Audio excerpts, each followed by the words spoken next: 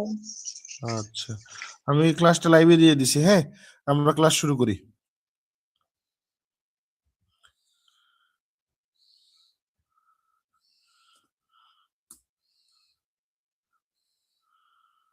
আমি আমার পার্সোনাল চ্যানেলে হচ্ছে লাইভটা দিছি, যদি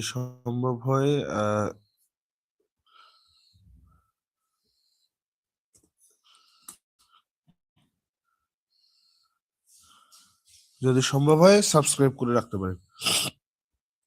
আচ্ছা, তো মূলত হচ্ছে আমরা প্রায় সবাই কিন্তু হচ্ছে অ্যাডভান্স রিডিং রাইটিং নিয়ে এর আগে আলোচনা হোক বা না হোক, আমরা এত বিস্তারিত কিন্তু জানি না, বা আমাদের কিন্তু জানা নাই। আছে বলেন, জানা নাই? না ভাইয়া। একটা বিষয় খেয়াল করেন, আমরা ফার্স্ট ইয়ারে ইংলিশ রিডিং স্কিল আর রাইটিং স্কিল পড়েছিলাম। জি ভাইয়া, হ্যাঁ পড়েছিলাম। আচ্ছা, তো আমাদের এইখানে যে বিষয়টা আমরা গুরুত্ব দিব সেটা হচ্ছে যে সেখানে 100 200 মার্কের পরীক্ষা হতো, তার মধ্যে 20 40 মার্ক ইন কোর্স ছিল। দুইটা কোর্স ছিল। এখানে আমাদের একটা কোর্স নাম হচ্ছে অ্যাডভান্স রিডিং এন্ড রাইটিং। এই যে কোর্সটা, এই কোর্সটাতে আমরা যে বিষয়টা পাবো পূর্বের মতোই, part A, part B, part C. এখন আমরা প্রথমত আমি আলোচনা করি আপনাদের পার্ট এ নিয়ে। আমি একটা প্রশ্ন দিয়ে হচ্ছে এক্সাম্পলটা দিই, তাহলে আরো সুবিধা হবে, তাই না?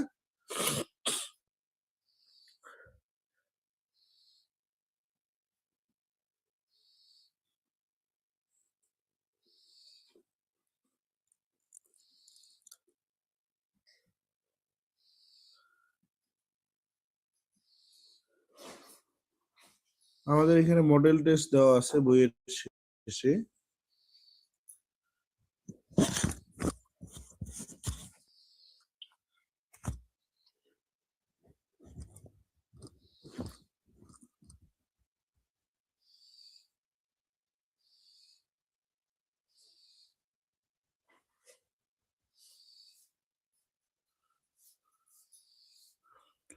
এখনো আসে না কেন? কত দূর, কতগুলো কবিতা দেওয়া আছে। আচ্ছা, একটু লাইভটা দেখবেন, লাইভের সাউন্ড ঠিক আছে কিনা।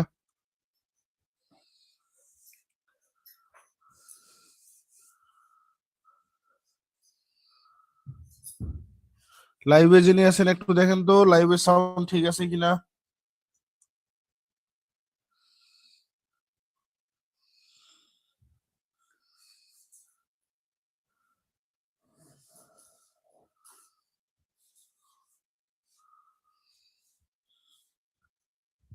হ্যাঁ শোনা যাইতেছে তো। আচ্ছা, এই যে চলে আসছি কোশ্চিনে।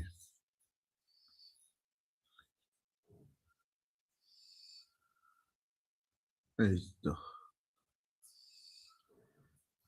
এই যে দেখেন একটা মডেল টেস্ট কোশ্চেন। আমাদের প্রথমত হচ্ছে পার্ট এ, এই যে পার্ট এ আছে এখানে। হ্যাঁ, পার্ট এ কে ভাগ করা হয়েছে দুইটা ভাগে, একটা হচ্ছে রিডিং ওয়ান আর একটা পাবেন হচ্ছে রাইটিং ওয়ান। রিডিং ওয়ানে হচ্ছে যদি খেয়াল করেন আমাদের হচ্ছে 5 মার্ক, রাইটিং ওয়ানে থাকবে 5 মার্ক। ওকে, রিডিং ওয়ানে এরকম একটা প্যাসেজ দেওয়া থাকবে আর প্রশ্ন দেওয়া থাকবে, এরকম 5টা থাকতে পারে, 7টা থাকতে পারে, 5টার অ্যান্সার করতে হবে। আর রাইটিং পার্টে কি থাকবে, এই যে ফার্স্ট ইয়ারে পড়েছিলাম, what is paragraph, what is report, what is formal letter, what is informal letter, what type of skill is writing, what is topic sentence, what is হচ্ছে ওই যে অনেকগুলো ট্রান্সলেশন কি কি বলে যে আপনার কন্ট্রাস্ট প্যারাগ্রাফ, তারপর হচ্ছে ট্রান্সলেশন যে মার্কার গুলো বা লিঙ্কিং ওয়ার্ড গুলো ছিল, মনে পড়ে, বা রাইটিং প্রসেস, এই ব্যাপারগুলো থেকে 5টা অ্যান্সার করতে হবে। থাকবে 7টা প্রশ্ন থাকবে, 7টা থেকে 5টার অ্যান্সার করতে হবে, তাতে হচ্ছে 5 মার্ক। ওকে, পার ডে বুঝেছেন? একটা প্যাসেজ থাকবে আর রাইটিং স্কিলের এখান থেকে 5টা অ্যান্সার দিতে হবে। তারপরে হচ্ছে পার্ট বি, পার্ট বিটাতে 20 মার্ক আগের মতোই, এখানেও দুইটা ভাগে ভাগ করা, রিডিং 2 আর হচ্ছে আমাদের writing 2। Reading 2 and writing 2। Reading 2 তে আমরা একটা প্যাসেজ দেখতে পাবো, সেই প্যাসেজ থেকে, এই যে প্যাসেজটা, সেই প্যাসেজ থেকে 2 থেকে 6 এর মধ্যে আমাদের 3টা প্রশ্নের উত্তর করতে হবে। প্রতিটা প্রশ্নতে 4 মার্ক করে 3টা প্রশ্নের উত্তর দিতে হয়। তাহলে আমাদের এখানে প্রশ্ন দেওয়া থাকবে 5টা, 5টা থেকে কয়টার অ্যান্সার করতে হবে? 3টা। 3টা। আর সেম আগের মতোই 5টা থেকে 3টার অ্যান্সার করব। আর রাইটিং পার্টটা কি জিনিস? রাইটিং পার্টে আমরা সেকেন্ড ইয়ারে ফার্স্ট ইয়ারে যে পড়েছিলাম what is question, write a short note, অথবা হচ্ছে রাইটিং প্রসেস, এগুলো একটু বড় করে লিখতে হতো না,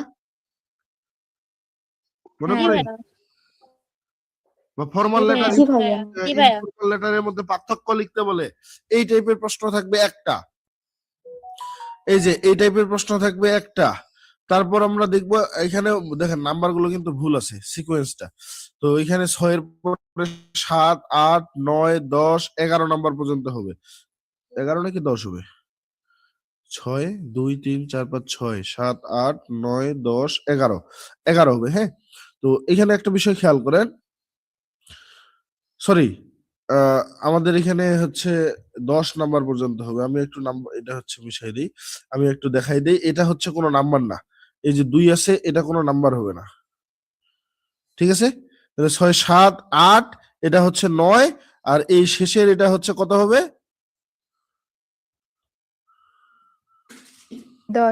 10। আর এইখানে 3-এর এখানে এই যে 9 হবে। তাহলে 7, 8, 9, 10। এখন এই টাইপের মূলত 4টা থাকবে, 4টার মধ্যে অ্যান্সার করতে হবে 2টা, 2টাতে 8 মার্ক। খুবই সহজ। আমাদের এখানে 2টা প্রশ্ন অ্যান্সার করতে হয়, যেমন write 4 or 5 sentence on the following topic keeping in mind the audience and purpose. একটা টপিক দেওয়া আছে, pleasure of reading books. Reading books, pleasure of reading books মানে বই পড়ার যে আনন্দটা। তো এটা সম্পর্কে আমাদের লিখতে হবে কয়টা সেন্টেন্স? 4টা বা 5টা সেন্টেন্স। কি লিখতে হবে? অডিয়েন্স বলছে, অডিয়েন্স মানে দর্শক, অর্থাৎ আপনি যে বলবেন বা আপনাকে একটা টপিক দিছে সেটা সম্পর্কে আপনাকে বক্তৃতা দিতে হবে। অডিয়েন্স কারা আছে? অল টাইপস অফ রিডার্স, সমস্ত ধরনের পাঠক। পারপাসটা কি? টু এন্টারটেইন, অর্থাৎ প্লেজার অফ রিডিং বুকস এই টপিকটার উপরে 4টা থেকে 5টা সেন্টেন্সে একটা মূলত হচ্ছে বক্তব্য আপনাকে দিতে হবে, যেটার উদ্দেশ্য থাকবে, পারপাস থাকবে এন্টারটেইন, মজা করা, আর পাঠক থাকবে হচ্ছে মানে অডিয়েন্স বা দর্শক থাকবে সমস্ত ধরনের পাঠকরা যারা পড়াশোনা করে বা বই পড়ে। কথা ক্লিয়ার? জি ভাইয়া। এখানে অনেক অনেক ধরনের কিছু অনেক প্রকারের থাকতে পারে, যেমন ট্রাফিক জ্যাম, বা এখানে থাকলো যে এই যে কিছু টপিক আছে না, যে ব্যাড হ্যাবিটস বা স্মোকিং ইজ এ ডেঞ্জারাস। তো এই ধরনের টপিক গুলো থাকবে যেগুলো সম্পর্কে লিখতে হবে, অডিয়েন্স দেওয়া থাকবে, পারপাস দেওয়া থাকবে। তারপর একটা প্রশ্ন থাকবে, what would be form, voice and style of writing on the topic misuse of polythene. এই মিসইউজ অফ পলিথিন, এই যে টপিকটা, এই টপিকটার ফর্মটা কেমন হবে? সাবজেক্টিভ না অবজেক্টিভ, নাকি হচ্ছে প্যারাগ্রাফ? স্টাইল হয় সাবজেক্টিভ বা অবজেক্টিভ। ভয়েসটা কেমন হয়? ফর্মাল হতে পারে, ইনফর্মাল হতে পারে, এই টাইপের, ফর্মাল অথবা ইনফর্মাল। আর ফর্ম হচ্ছে এটা এসে হতে পারে, এটা প্যারাগ্রাফ হতে পারে, তাই না? তারপর একটা প্যারাগ্রাফ আছে, আর এই যে একটা প্রশ্ন, এইরকম 4টা প্রশ্ন থাকে, 4টা থেকে আমাদের 2টার অ্যান্সার করতে হয়। তো সবাই এই অডিয়েন্স, পারপাস আর ফর্ম, ভয়েস, স্টাইল এই 2টারই অ্যান্সার করে, কারণ এই 2টা অ্যান্সার করা খুবই সহজ। ক্লিয়ার? জি ভাইয়া।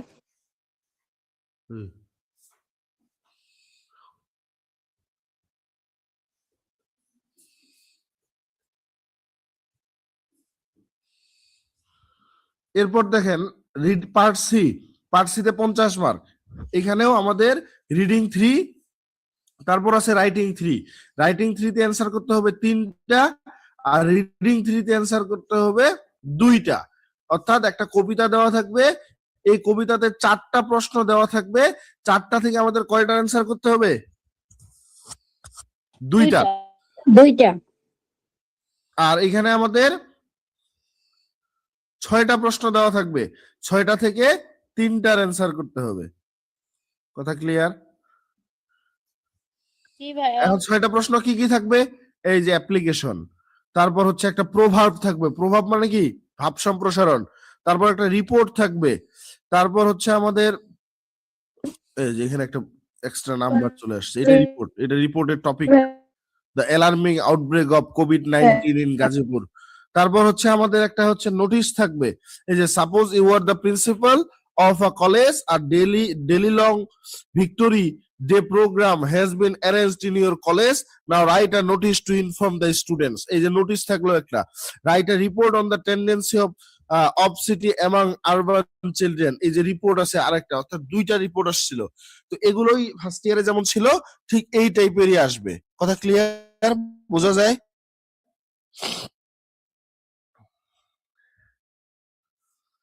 কথা বলেন। জি ভাইয়া। তাহলে আমরা জি ভাইয়া। এই জন্য রিডিং স্কিল আর রাইটিং স্কিলে যারা অনেকে খারাপ করেছেন, এই জায়গায় একটা এভারেজ মার্ক পাওয়া যায়। কেন? কারণ এখানে রিডিং রাইটিং দুইটাই আছে, কেউ কেউ রাইটিং এ ভালো থাকে, কেউ কেউ রিডিং এ ভালো থাকে। তো এখানে যে যেটাতেই ভালো থাকে না কেন, যদি কেউ দুইটাতেই সেরা হয় তাহলে সে প্লাস পায়, আর যদি একটাতে ভালো একটাতে খারাপ হয় তাহলে এভারেজ একটা নাম্বার পায়। হ্যাঁ। আচ্ছা, আমার কথা কি কেটে কেটে যাচ্ছে? না ভাইয়া, ঠিক আছে। আচ্ছা, তো এখানে যেমন এখানে অনেকগুলো আমাদের নোটিশ দেওয়া আছে, এই যে victory day in your college, তারপর এখানে দেওয়া আছে হচ্ছে এগুলো জাহিদ ভাই অবশ্য পড়াই দিবে, সবগুলো দেখাই দিবে, এগুলো ওনারই লেখা, এগুলো নোটিশ। এই যে কাভার লেটার দেওয়া আছে। ভাই আমাদের সময় নোটিশ আসে না। আসবে, সেকেন্ড ইয়ারে একটা নোটিশ থাকে। ইনশাআল্লাহ। এই যে দেখেন কাভার লেটার, জব লেটার, তো জব লেটারের মধ্যে সিভি থাকে, এই যে সিভিটা, এটা প্রথমে সেটা লেটারটা, তারপরে সিভি।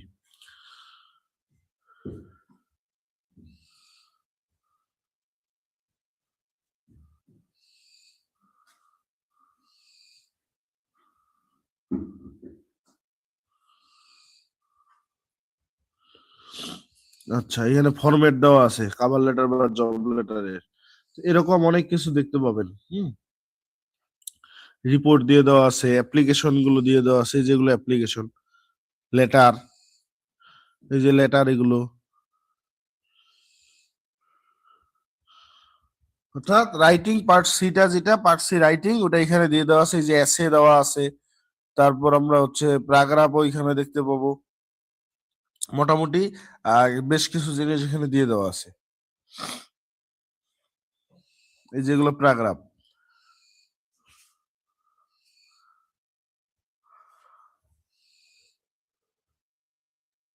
এই যেগুলো হচ্ছে proverb, honesty is the best policy, হয়তো পড়েছেন। তারপরে এই যে এগুলো হচ্ছে রিডিং 3 কবিতাগুলো দেওয়া আছে, এই কবিতাগুলো দেখলে বোঝা যায়।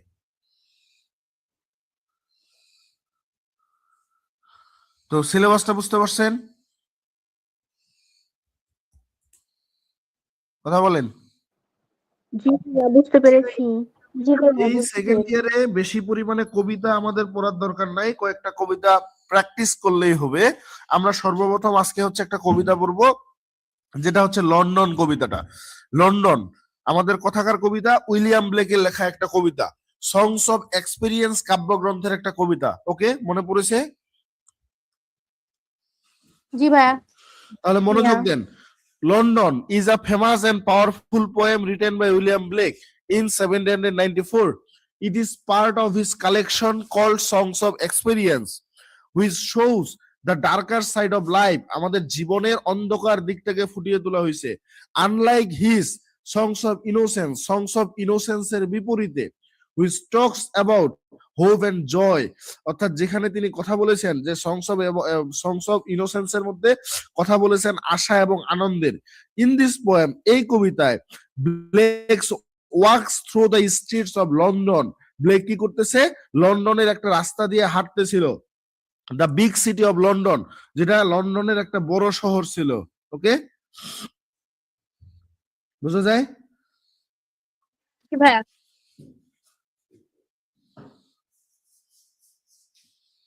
যেটা লন্ডনের একটা বড় শহর ছিল।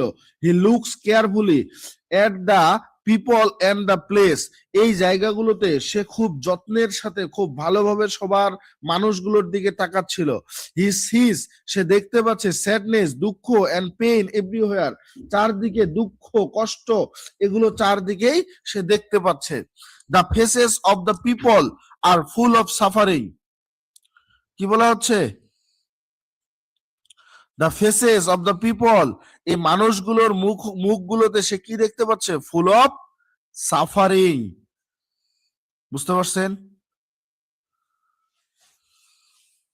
জি ভাইয়া। Yeah.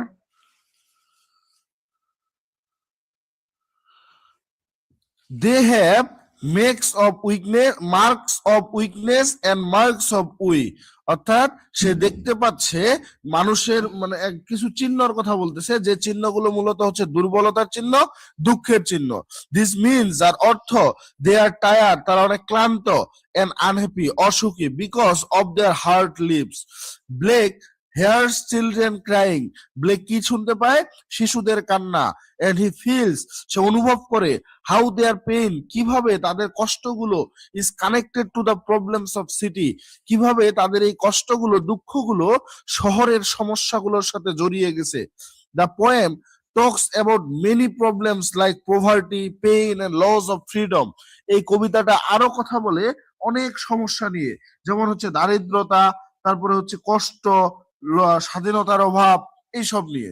Blake shows that the city is not a happy place for many people, Blake দেখিয়েছে যে এই যে শহরটা, এটা মূলত অনেক মানুষের জন্য এটা একটা সুখী জায়গা নয়, এটা একটা সুখের জায়গা নয়।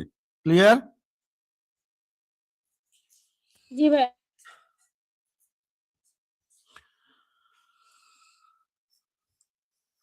হয়েছিলাম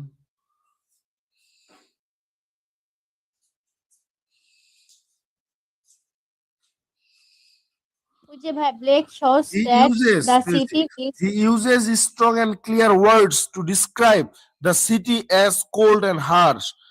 তিনি বলতেছে যে তিনি এখানে ব্যবহার করেছেন অনেক দৃঢ় এবং পরিষ্কার শব্দ, কেন? যাতে করে তিনি বোঝাতে পারেন, ডিসক্রাইব, বর্ণনা করতে পারেন, দ্য সিটি, এই শহরটা অনেকটা ঠান্ডা হয়ে আছে এবং কঠোরতা বিরাজ করতেছে, হার্শ। হি অলসো শোজ, সে আরো দেখায়, how the rich and powerful people, কিভাবে ধনী এবং ক্ষমতাবান মানুষরা do not care about the poor, এই গরিব মানুষদের বা দুস্থ মানুষদের কোনো যত্ন নিচ্ছে না।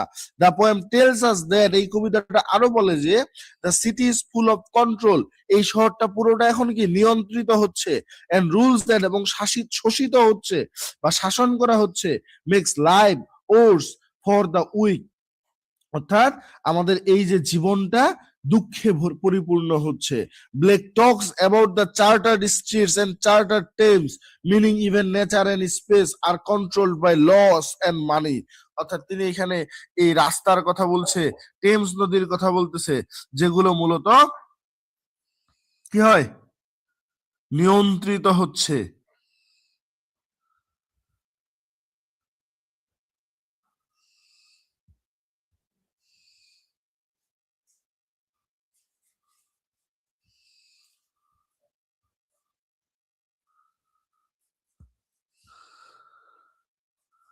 This control stops people from being free and happy, এবং বলা হচ্ছে যে এই জায়গাটাতে এই যে নিয়ন্ত্রণটা, এটা থামিয়ে দিচ্ছে মানুষের মুক্ত হওয়া এবং সুখী হওয়াটা থেকে। Blake's tone is serious, sad and sometimes angry. He wants people to open their eyes to the pain around them. He wants to show that the city's problems come from happen, cruelty and unfair rules, not from nature or chance. The poem uses clear picture and simple words, but the meaning is very deep. It shows how innocent people suffer because of the bad things in society like war, poverty and injustice. Blake's London is a call to see the truth and think about changing the world. It reminds us that behind the city's busy streets, there are many hidden sorrows and problems that need attention. আমরা কবিতাটাতে যাই, তাহলে আরো clear হবে। Title হচ্ছে London, writers title poet painter and print maker. 1757 জন্মগ্রহণ করে 1827 মৃত্যুবরণ করেছে। এটা লেখা হয় এবং পাবলিশ করা হয় 1794 সালে। এবং এটা হচ্ছে রোমান্টিক কবিতার কবিতা, রোমান্টিক এজের কবিতা। তারপর এটা হচ্ছে সোশ্যাল এন্ড পলিটিক্যাল পোয়েম। এটার জানরা হচ্ছে রোমান্টিক পোয়েট্রি। এটার কাব্যগ্রন্থ হচ্ছে সংস অফ এক্সপেরিয়েন্স। এটাতে 4টা স্ট্যান্জা আছে, 16টা লাইন আছে। তাহলে প্রত্যেকটা স্ট্যান্জায় কয়টা করে লাইন?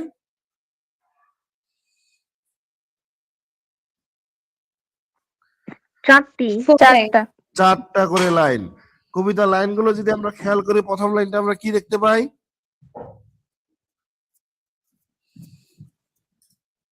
কি লেখা আছে?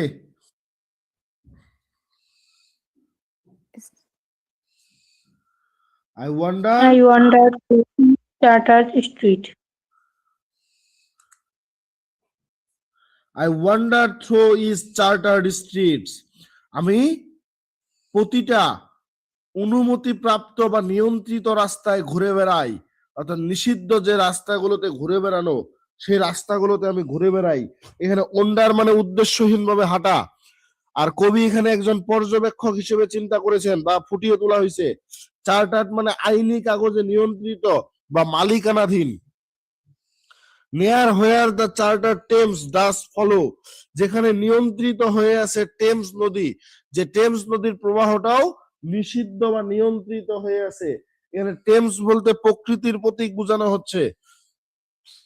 অর্থাৎ নদী স্বাভাবিক ভাবেই কি মুক্ত থাকে, খোলা থাকে, সেই নদীও এখানে কি হয়ে আছে? নিয়ন্ত্রিত হয়ে আছে। and mark in every face I meet, আমি যাদের মুখের দিকে তাকাই, যাদের মুখের দিকে দেখি, সবার মুখে লক্ষ্য করি। কি লক্ষ্য করি?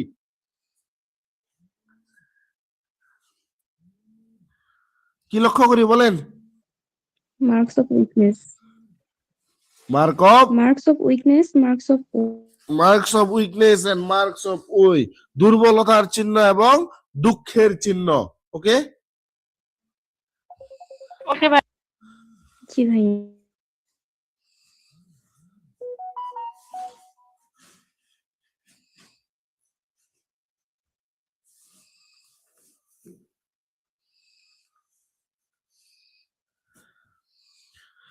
তো এখানে মার্কস শব্দের পুনরাবৃত্তি কষ্টের গভীরতা বোঝাচ্ছে। উইকনেস মানে শারীরিক ও মানসিক দুই হইতে পারে। আর ওই মানে হচ্ছে গভীর দুঃখ, অর্থাৎ শহরের মানুষ এখন ক্লান্ত, হতাশ এবং ভেঙে পড়ে গেছে। In every Cry of every man,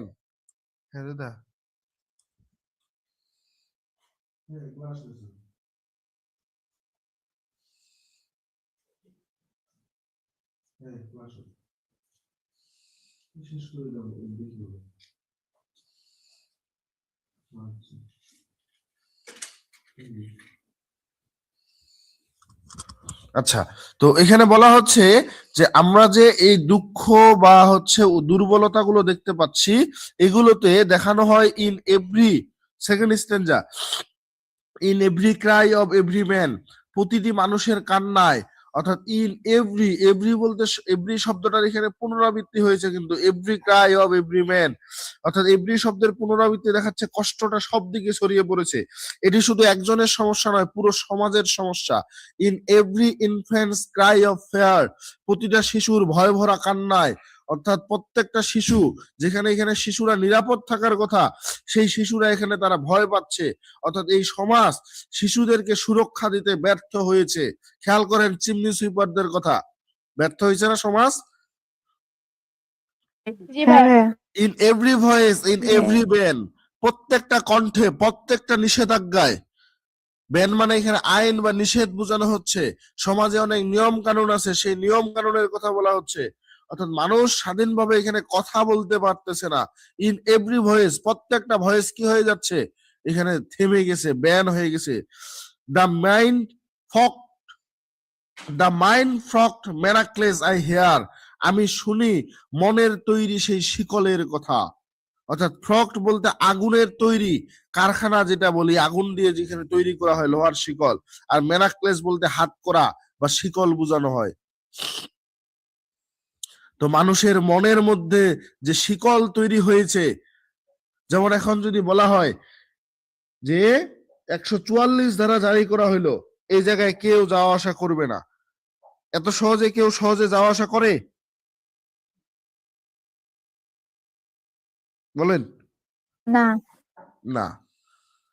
তো ঠিক এরকম মনের মধ্যে একটা শিকল তৈরি হয়ে গেছে মানুষের, যে এটা করা যাবে না। অর্থাৎ এই শিকলটা দৃশ্যমান নয়, এটা একটা মানসিক দাসত্বে তৈরি হয়েছে। ভয়, কুসংস্কার, সামাজিক নিয়ম সব মিলিয়ে মানুষ নিজের মনেই বন্দী হয়ে গেছে। Third stanza, how the chimney sweepers cry. Chimney পরিষ্কার করা সেই শিশুর কান্না। শিল্প বিপ্লবে শিশুরা চিমনিতে কাজ করত, তারা ধোঁয়ায় কালো হয়ে যেত, তাদের জীবন ছিল বিপজ্জনক। এটা মূলত, এই লাইনটা মূলত শিশু শ্রমের প্রতীক।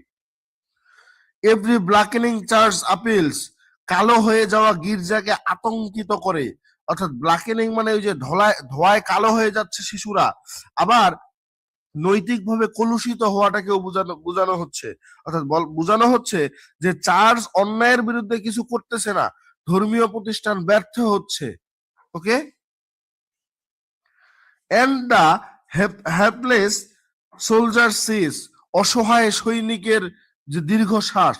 হেল্পলেস বলতে ভাগ্যহীন। সৈনিক যুদ্ধ করবে কিন্তু তার জীবনটা কি কষ্টে পরিপূর্ণ হয়ে আছে। Runs in blood down palace walls, রক্ত মূলত প্রাসাদের দেওয়াল বেয়ে নেমে আসতেছে। প্যালেস বলতে এখানে রাজতন্ত্রকে বোঝাচ্ছে। অর্থাৎ সৈনিক যারা আছে, এই সৈনিকদের রক্ত ক্ষমতাবানদের জন্য ঝরে। অর্থাৎ রাজনৈতিক শোষণ ও অন্যায়ের প্রতীক হয়ে আছে। একটা বিষয় খেয়াল করেন, এই যে আমাদের বাংলাদেশে পুলিশ, সেনাবাহিনী বা আমাদের যে সৈন্য যারা আছে দেশের জন্য কাজ করে, এরা তো কারো হয়ে কাজ করে, তাই না? কারো হুকুম পালন করে, তাই তো? জি। তো এই যে 5ই আগস্টের সময় অনেক পুলিশকে নির্মম ভাবে হত্যা করা হয়েছিল না?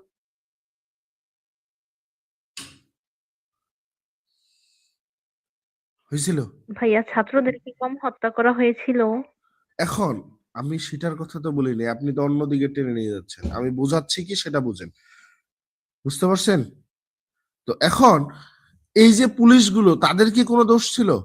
তারা তো আইনে বাধা। আপনার পরিবারে যদি একজন পুলিশ সদস্য থাকে, তিনি যদি হচ্ছে ডিউটিতে থাকেন, ডিউটির যে নিয়ম বা তার সিনিয়র অফিসার যে দায়িত্ব দিবে সেটা তিনি পালন করতে বাধ্য।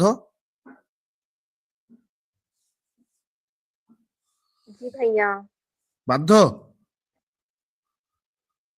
হ্যাঁ, বাধ্য। বাধ্য, আমি সেটাই বুঝাচ্ছি। তো এইখানে একটা বিষয় বলা হচ্ছে, এন্ড দ্য হ্যাপলেস সোলজার সিস, এই যে সৈনিকদের দীর্ঘশ্বাস, এদের এই সৈনিকদের রক্ত এই রাজপ্রাসাদের বা প্রাসাদগুলোর দেওয়াল বেয়ে ঝরে পড়তেছে। কেন? কারণ সেই সময়ের বা এই যে বড় বড় রাজনীতিবিদ, বড় বড় আমলাদের মূলত হচ্ছে কথার জন্য, রাজনৈতিক শোষণের জন্য, অন্যায়ের প্রতীকের জন্য মূলত তারা তাদের রক্ত ঝরিয়ে দিচ্ছে। এই যে এক দেশ আরেক দেশের সাথে যুদ্ধ লেগে যাচ্ছে, এই যে ইরান ইসরায়েলের মধ্যে যুদ্ধ হচ্ছে, সাধারণ মানুষ মারা যাচ্ছে না? কিন্তু সাধারণ মানুষ কি যুদ্ধ চায়? না ভাইয়া। যে সৈন্যরা মারা যাচ্ছে যুদ্ধে গিয়ে, এই যে এত বড় বড় হেলিকপ্টার, যুদ্ধ বিমানগুলো তারা উড়িয়ে নিয়ে গিয়ে মিসাইল ছুটতেছে, কিছু কিছু সেই যুদ্ধ বিমানগুলো ধ্বংসাবশেষ খুঁজে পাওয়া যাচ্ছে। তো এই যে যুদ্ধ বিমানের যে পাইলট, এরা কি মারা যায় না? হ্যাঁ যাই ভাইয়া। তো তারা তো বন্দি অবস্থায় আছে, বন্দি অবস্থা নাই?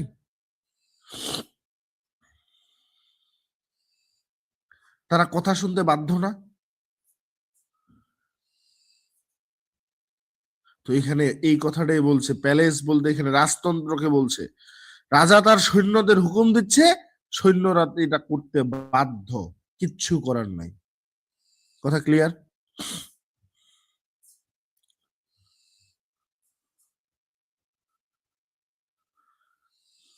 Last stanza, but most through midnight streets I hear, কিন্তু গভীর রাতের রাস্তায় আমি সবচেয়ে বেশি শুনতে পাই, কি শুনতে পাই? গভীর রাতের সময় রাস্তার মধ্যে আমি শুনতে পাই, অর্থাৎ মিডনাইট বলতে অন্ধকার সময়, নৈতিক অন্ধকারটাকে বোঝাচ্ছে। কি শুনতে পায়?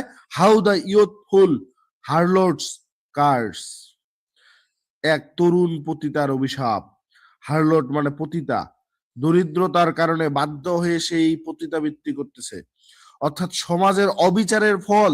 সমাজ যদি সব দিক থেকে সুষ্ঠু বিচার করত, সমাজের বিচারের ধারা যদি ঠিক থাকতো, তাহলে কি আজকে এইভাবে রাস্তায় রাস্তায় পতিতাদের ঘুরতে হতো? বলেন।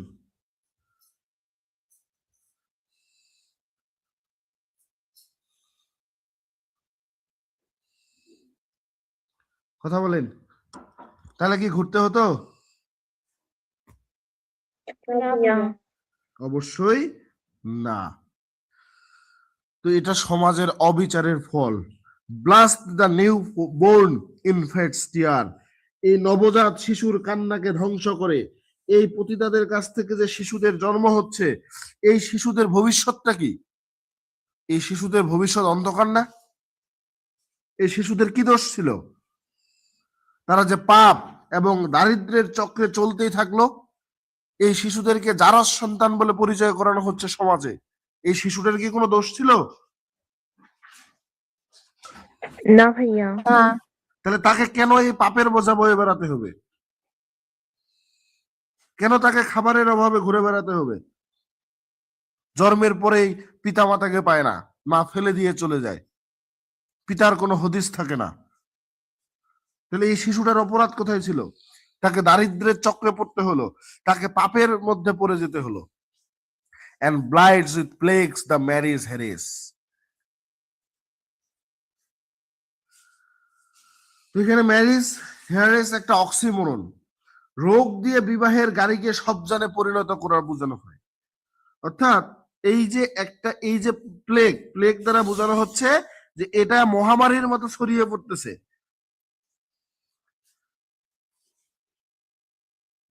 মানে বিবাহের যে সুখটা বা বিবাহ না করার যে ইচ্ছাটা, এটা ধীরে ধীরে সমাজের মধ্যে মূলত হচ্ছে মহামারীর মতো ছড়িয়ে পড়তেছে। কেন? কারণ সমাজের নিয়ম কানুন এতটাই জটিল হওয়া শুরু করেছিল সেই সময়, মানুষজন বিয়েই করতেছিল না। সবাই সেটেল হতে চাচ্ছে, সবার টাকা পয়সার দরকার হচ্ছে। তারপর যদি খেয়াল করি যে সবাই হচ্ছে চিন্তা করতেছে বিয়ে করে কি হবে। এই চিন্তা করে বিশেষ করে যদি খেয়াল করে লন্ডন আমেরিকায় এখনো অনেক মানুষ অবিবাহিত রয়ে গেছে।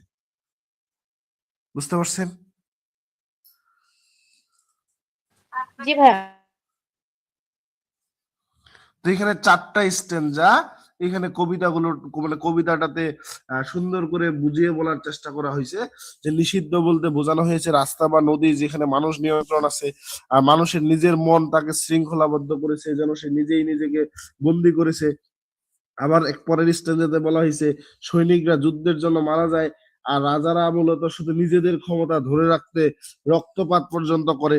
তো এখানে বলা হচ্ছে যে শহরের দুঃখ যেন প্রেম আর জীবনের আনন্দকে নষ্ট করে দিচ্ছে, তাই না?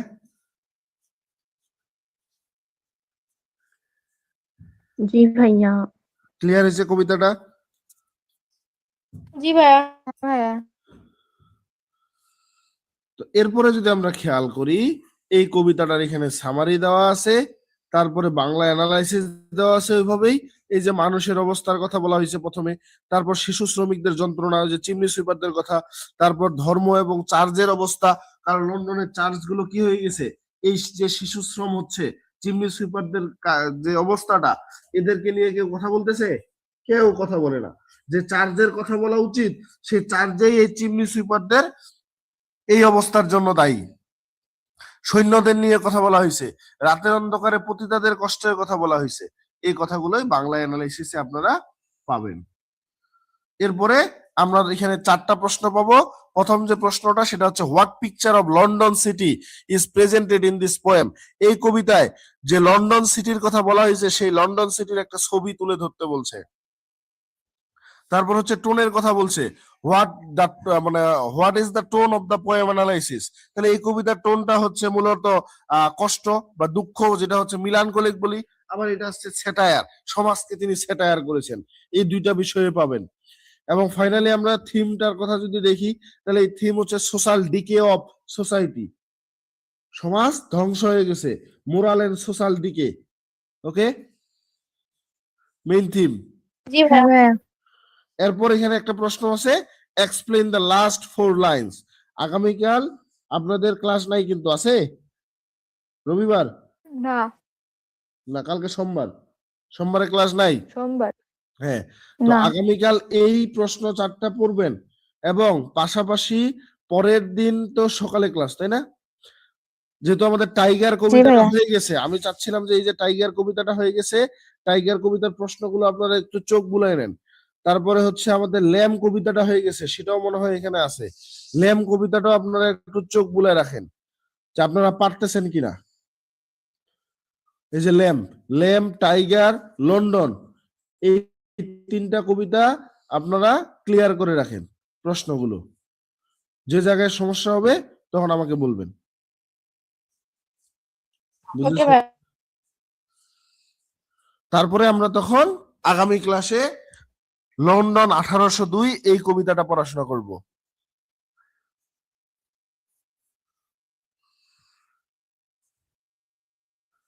মাঝখানে হোমওয়ার্ক করব কোন কবিতাটার? 3টাই, লন্ডন, টাইগার, ল্যাম, 12টা প্রশ্ন। পারবেন? ভাইয়া একটু বেশি দিনে হয়ে বেশি যায়। হয়ে যাচ্ছে। পড়ে দেখেন, জাস্ট লিখবেন তো, আর তো কিছু না, এগুলো তো পড়াই আছে। ভাইয়া রোজা থেকে এত লেখা আমার পক্ষে সম্ভব হবে না সম্ভবত।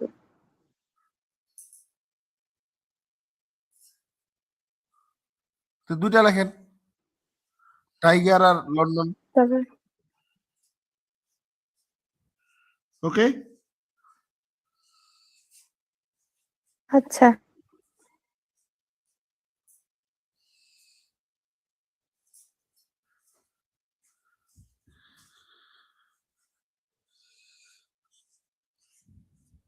আর আমি হচ্ছে আপনাদের সাজেশন গুলো রেডি করে ফেলি।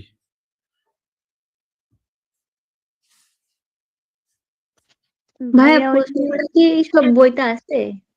কোনগুলো? উইলিয়াম ব্লেকের একটা কবিতা এখনো বাকি আছে। প্রশ্নগুলা বুঝি নাই, কি বললেন? বলতেছি যে প্রশ্নগুলা লিখতে বললেন ওগুলা কি সব বইতে আছে? হ্যাঁ, আমি তো বইটা থেকেই পড়াচ্ছি। আচ্ছা। এগুলো সবই পড়াইছি, জাস্ট শুধু আপনারা একবার দুবার দেখেন, দেখবেন যে মানে সবই পড়া, বুঝেছেন? ভাই একটু পেজ নাম্বার বলে দিলে ভালো হতো। আপনার এই যে ল্যাম কবিতার প্রশ্নগুলো আছে 317, 309 আছে হচ্ছে লন্ডন কবিতাটা, 309 থেকে শুরু, অ্যালবাট্রসে 309 থেকে শুরু, দেখেন পাইছেন? জি ভাইয়া।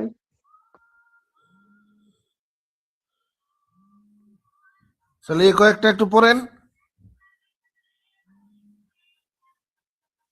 ভাইয়া ওই যে পার্ট সি এর প্রশ্ন করতে নিলে ওই আসে হলি থার্সডে ওই কবিতাটা আসে। আমি তো বলছিলাম যে পয়েন্ট গুলো পড়া হয় নাই, ওই পয়েন্ট গুলো বাদ দিয়ে পড়েন। তো এই যে লন্ডন হয়ে গেল, প্রয়োজনে আমরা আগামী দিন হচ্ছে হোলি থার্সডে কবিতাটা ক্লিয়ার করে প্রশ্নগুলো আলোচনা করব। আচ্ছা ঠিক আছে ভাইয়া। ক্লাস কখন হলে ভালো হয়, রাতে না সকালে? সকালে। ভাইয়া। সকালে। রাতেই বেশি ভালো লাগে, সকালে একটু ব্যস্ত রাতে থাকি। তাড়াতাড়ি নামাজ শেষ করা লাগে, নামাজ থাকে। না ভাইয়া সকালেই ভালো, এখন আচ্ছা, রোদের সকালে টাইমে। ক্লাস নেব, সমস্যা নেই। মঙ্গলবার সকাল 10টায়। ওকে, ওকে ভাইয়া। তাহলে আজকে এ পর্যন্তই, এগুলো শেষ করেন, আমাকে নক দিবেন কেউ যদি কোনো সমস্যায় পড়েন যে ভাই আমি এই জিনিসটা বুঝি নাই।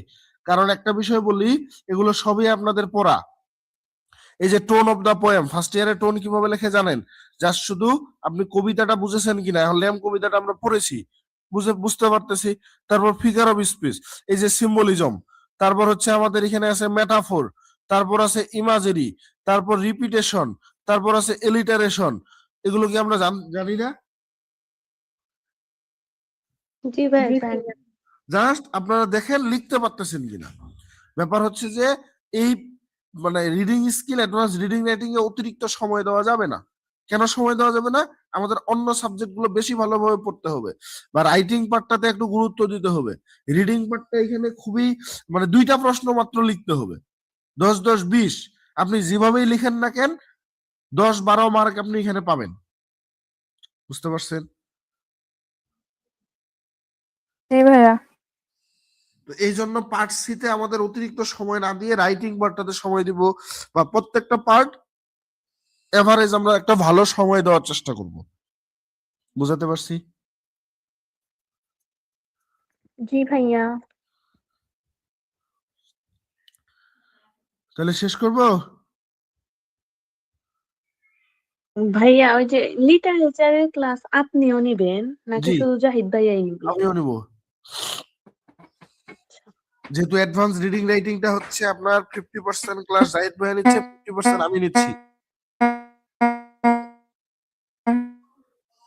কে কি কথা কয়? কার নেটের সমস্যা, আমার না ওনাদের? ওনার নেটের সমস্যা। আচ্ছা, আমি হচ্ছে পড়াবো ওই যে এলিজাবেথান এজের পরের ওই দিকের গুলা, Romantic age, Victorian age, modern age, neoclassical, Caroline age, Commonwealth age. ওকে,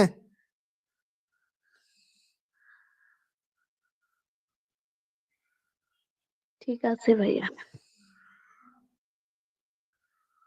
তাহলে এই মাসের মধ্যে সকল হোমওয়ার্ক গুলো শেষ করে ফেলেন।